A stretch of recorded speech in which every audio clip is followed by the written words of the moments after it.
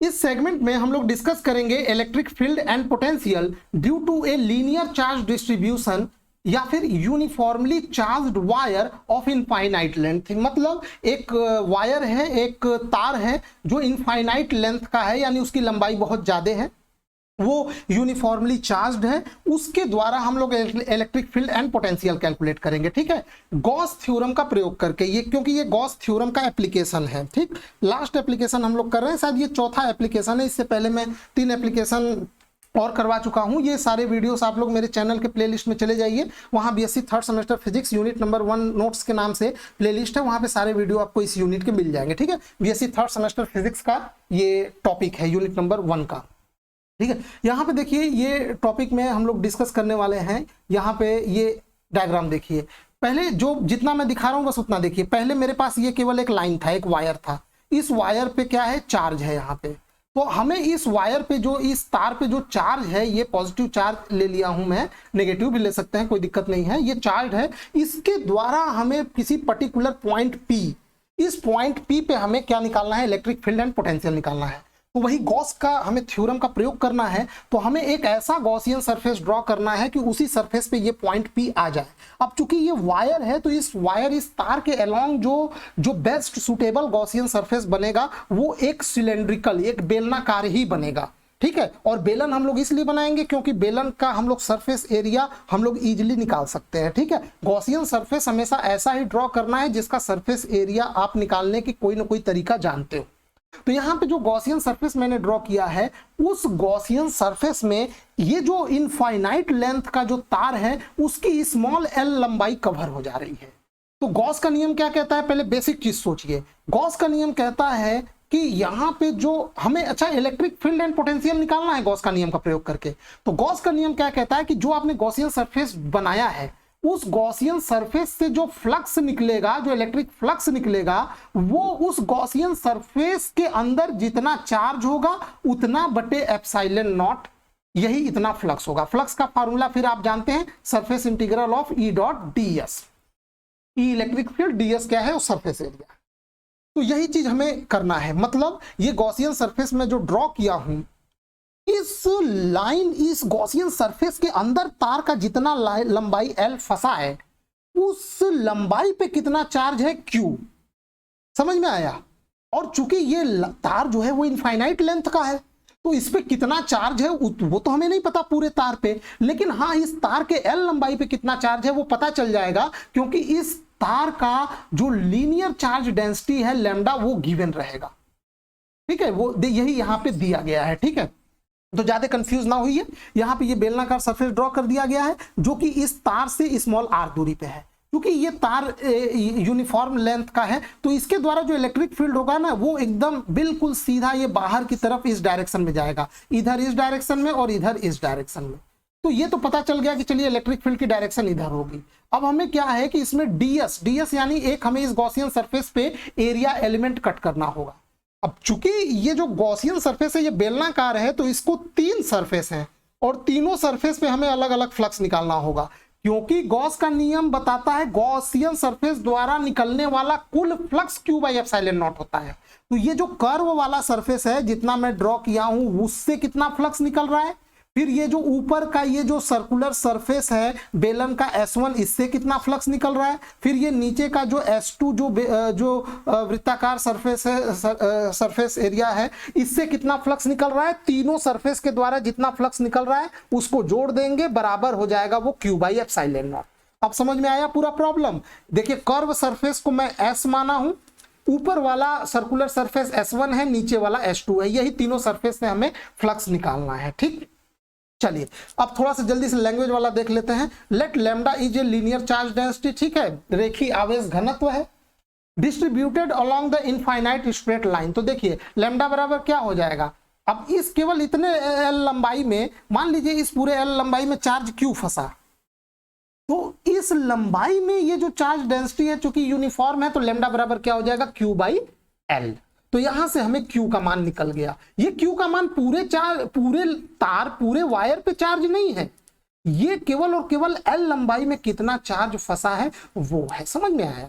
जैसे लैम्डा मान लीजिए 10 कूलम पर यूनिट लेंथ, पर 10 कूलाम पर मीटर, मान लीजिए 10 कूलाम पर मीटर का ये चार्ज डेंसिटी है, लेमडा बराबर, लेमडा क्या है, लीनियर चार्ज डेंसिटी, मान लीजिए 10 कूलाम पर मीटर है, तो भाई एल लंबाई में कितना चार्ज फंसेगा, 10 गुणे इसकी लंबाई एल, तो यही तो मैं किया हूं, लेमडा इंटू एल, इतना चार्ज इस गॉसियन सरफेस में फंसा है।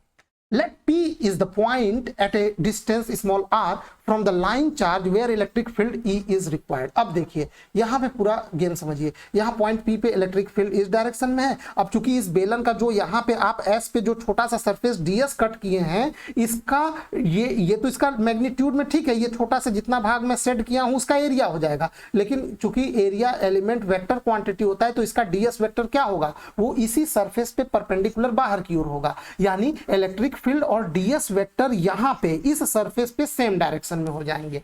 जबकि S1 S2 में नहीं, S1 S2 में गेम बदल जाएगा। जब यहां पे आप S1 पे निकालेंगे तो ये जो छोटा सा एरिया आपने ds कट किया है, तो इसका जब आप ds वेक्टर बनाएंगे, इसका एरिया एलिमेंट जब बनाएंगे वेक्टर फॉर्म, तो ये इस सर्कुलर सरफेस के परपेंडिकुलर ऊपर की ओर चला जाएगा, ds वेक्टर ऊपर की ओर चला जाएगा, इस सरफेस पे परपेंडिकुलर लंबवत ऊपर की ओर। जबकि इलेक्ट्रिक फील्ड तो इस लाइन से डिसाइड हो रहा है, तो इलेक्ट्रिक फील्ड तो इस डायरेक्शन में जाएगा, यानी इलेक्ट्रिक फील्ड और ds1 वेक्टर ये दोनों 90 डिग्री पे बन जाएंगे। सेम केस यहां पे भी बनेगा, इलेक्ट्रिक फील्ड इस डायरेक्शन में जाएगा और इस सर्कुलर इस वाले एरिया S2 पे जो एरिया ds वेक्टर कट करेंगे वो आउटवर्ड लंबवत जाएगा, तो इनके बीच में भी कितना बनेगा, 90 डिग्री, याद रखिएगा। जबकि यहां सेम डायरेक्शन में। आगे बढ़ते हैं। Let us consider a Gaussian cylindrical surface of length small l and radius small r and the charge confined in the Gaussian surface q equal to lambda l। जो मैं अभी समझाया वही लैंग्वेज के रूप में है।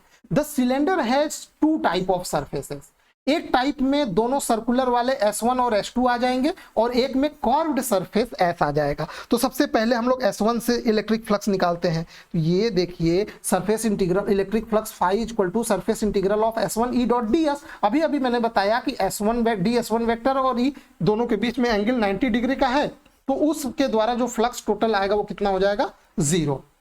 इसी प्रकार सेम S2 के लिए भी टोटल फ्लक्स S2 के लिए भी फ्लक्स कितना हो जाएगा, 0, यानी S1 और S2 सरफेस से जो फ्लक्स निकलेगा वो 0 निकलेगा। अब बचा कर्व सरफेस। अब जो कर्व सरफेस है वो surface integral of S E dot ds। अब यहाँ पे चूंकि वो 0 डिग्री है, दोनों E और ds सेम डायरेक्शन में है वहां पे, तो ये cos 0 आएगा, फिर ये बचा E इंटू ds, E बाहर आ जाएगा और सरफेस इंटीग्रल ऑफ ds। अब ये इतना क्या है, ये सरफेस इंटीग्रल ऑफ ds ये केवल और केवल किस सरफेस के लिए, कर्व S सरफेस के लिए है।